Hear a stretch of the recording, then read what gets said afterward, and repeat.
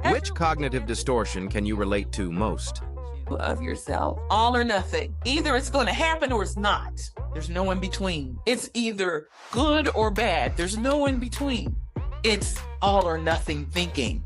Overthinking. How many of us have the analysis paralysis where we just sit there and we overthink and we show up in some reality that isn't even real? Minimizing or maximizing, or what some people call catastrophizing.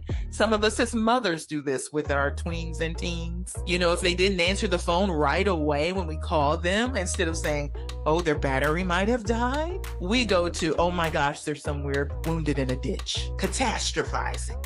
Not knowing, but coming up with that negative scenario that may not even be true. The shoulda, coulda, wouldas, we call them the shoulds. How many of you can relate to that? Labeling. Sometimes we're just going to label something before we even give it a chance, before we even look into it. Mind reading or fortune telling. Some of us are just going to predict what's going to happen without even, these ways we get stuck. These are the 10 cognitive distortions that keep us from our goals, but they also keep us from the positive emotion that might drive us there. There's emotional reasoning. There's blame and personalization.